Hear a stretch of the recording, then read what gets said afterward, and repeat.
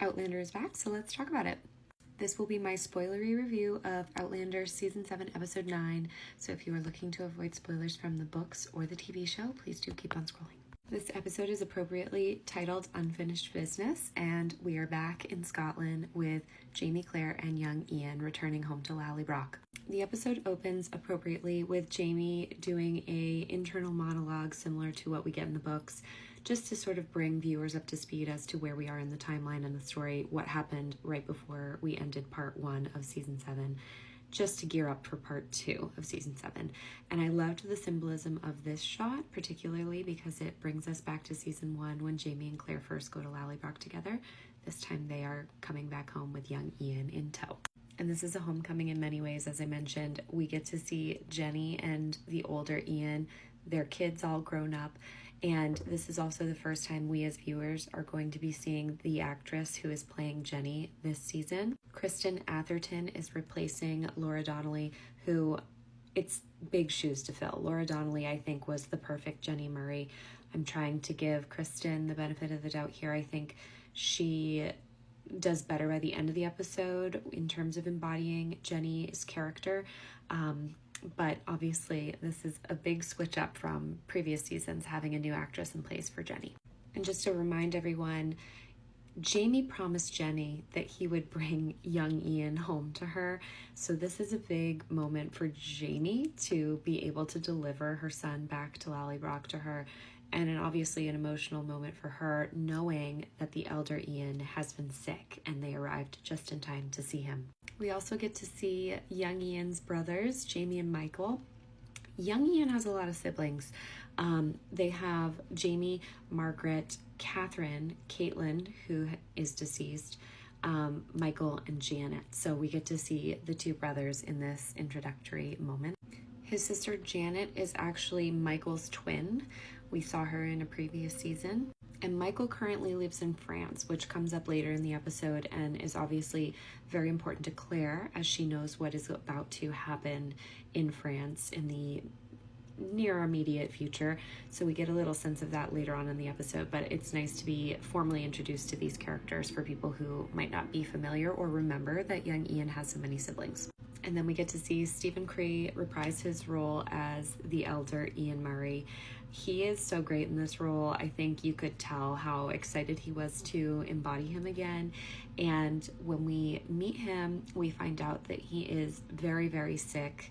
Jenny has written to Jamie and Claire to let them know how sick he is, but the letters were kind of lost in translation, which is something pulled directly out of the books. And so everyone is both excited to be there, but also very obviously sad to learn that the elder Ian Murray is in such bad shape. What I love about this episode is that there are so many lines of dialogue pulled directly out of the books. I've tried to clip some of the more prominent ones here, but I would have a whole video of just recapping the story if I really clipped everything. But I liked this one where Ian Murray jokes about maybe dying tomorrow or a year from now. If I was a betting man, I'd bet it would only be 3 months. Jamie's line about how would you collect them if you were dead is not something from the books, but I thought that was a nice addition to this dialogue. Now, meanwhile, in our storyline with Roger and Bree, we see the aftermath of Roger and Buck going through the stones like they did at the end of episode 8. And we get a lot of Roger's internal dialogue, which is very similar to what he says and thinks in the books, which is his immediate concern about finding Jemmy. And he thinks he's arrived at a very different time than he actually ends up arriving.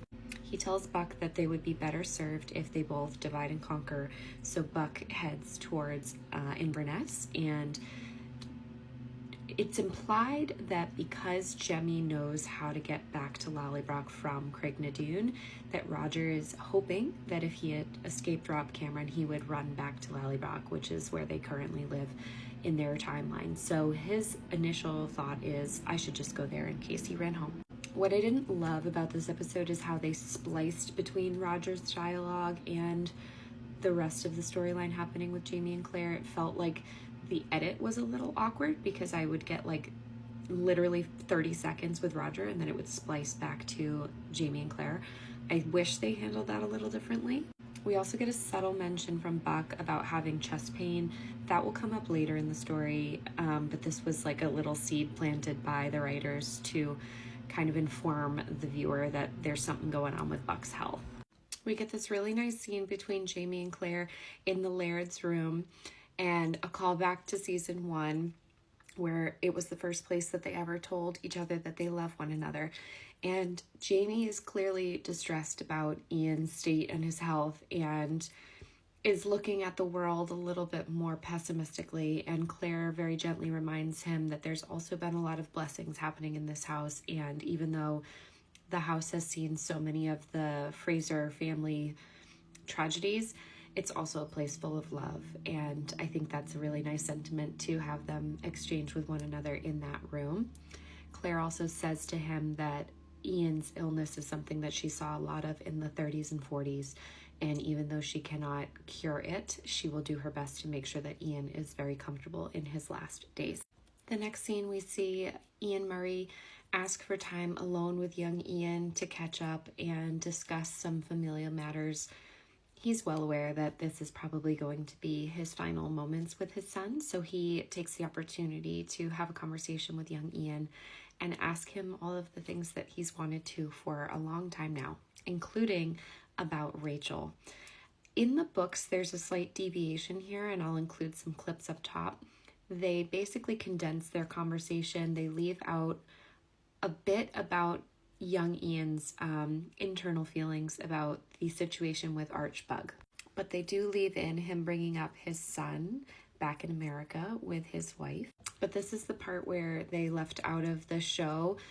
Ian is kind of going over his internal feelings and emotions about the situation with Archbug, and in the books, his father gives him some advice, which segues into young Ian feeling like, how do I come to terms with what I've done if I'm ever to have a wife, which kind of easily relays the conversation into him asking about if there is someone he's interested in, which is when he starts to tell his dad about Rachel Hunter, how she is taking care of Rollo.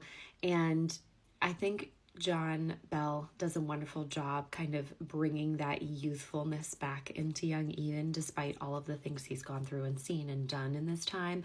When he's back home in Lallybroch, he's just that like childish boy again, and I thought he handled this really, really well.